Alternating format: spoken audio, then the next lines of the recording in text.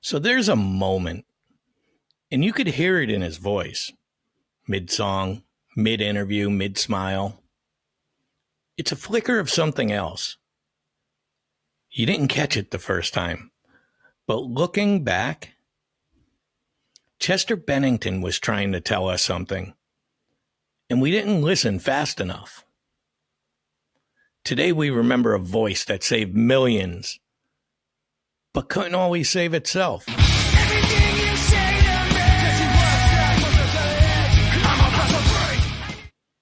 This is Sunday Service. Let's talk about the weight behind this scream. I don't know if anybody out there can relate, but I have a hard time with life sometimes. Chester Bennington. Yeah. Do you know him? He was a good friend of mine, yeah. That guy was 41, on top of the world. The lead singer, one of the biggest rock fans of all time. Linkin Park hit like a bomb in 2000. Hybrid Theory didn't just top charts. This thing cracked open chests.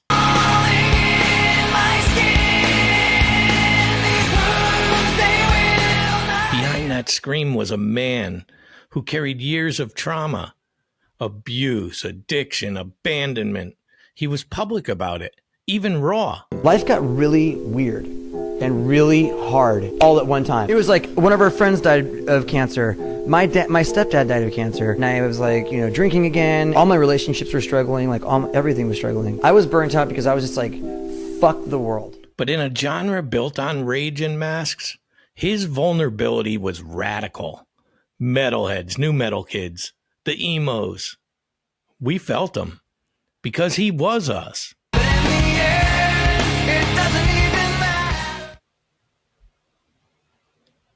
So here's the part that still haunts.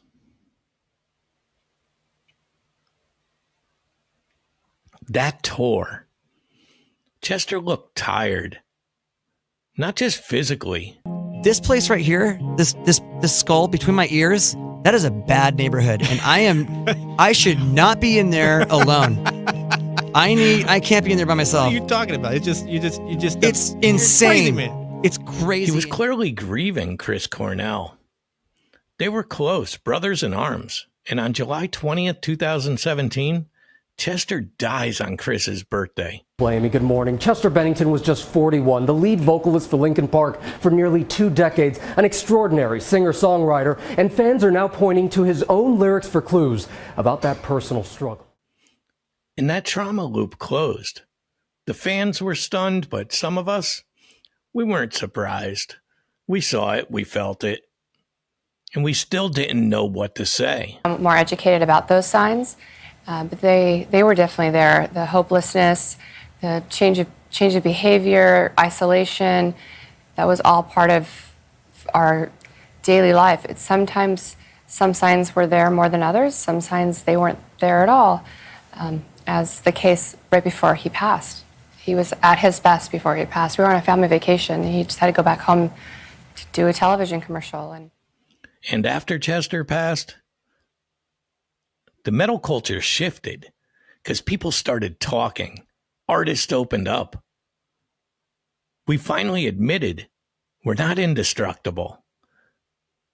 And that scream that we all idolized, it wasn't just catharsis. That was a cry for help, and it echoed into the silence. But Chester's impact didn't end. Linkin Park's music now hits harder because it's not just nostalgia, it's survival.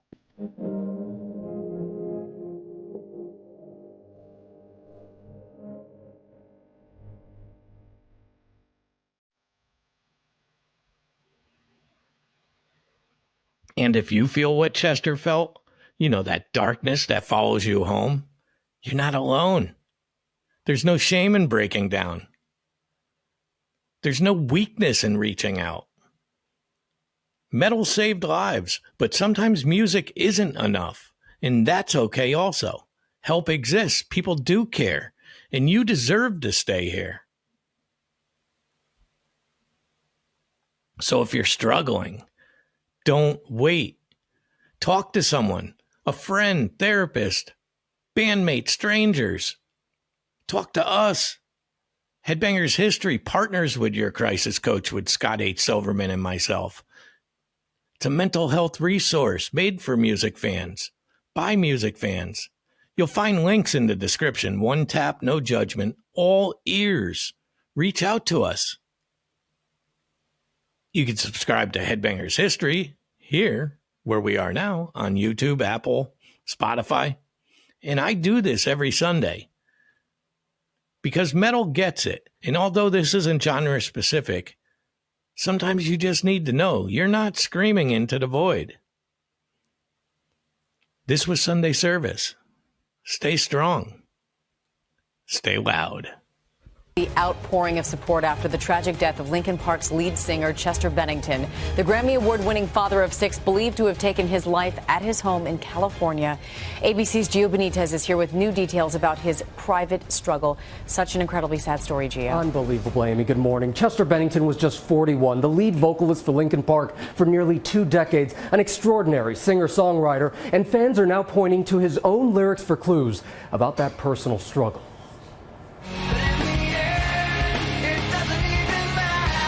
They're one of the most popular bands in the world. More than 70 million albums sold. Multi-platinum Grammy winners collaborating with the likes of Jay-Z.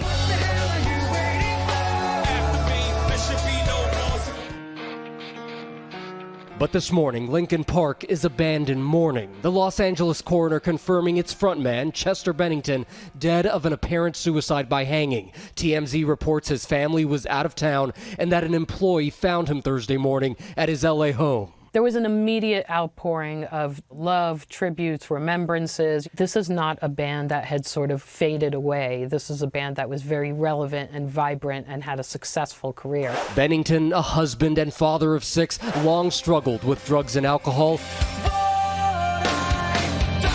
In this interview with Music Choice, describing a kind of battle with his own mind. This is like a bad neighborhood, you know what I mean? And I should not go walking alone. And most of my problems are always problems that I cause myself.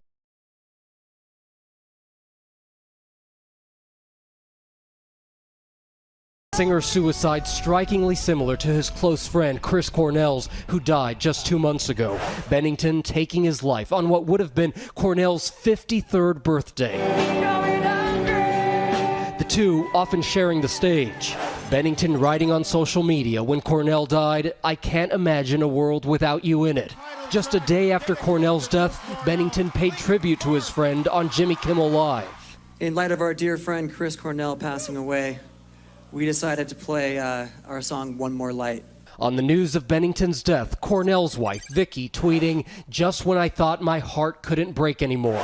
And this morning, the tributes are pouring in. Rock band Imagine Dragons writing, "No words, so heartbroken." And One Republic, "Oh dear God, massive RIP to Chester Bennington."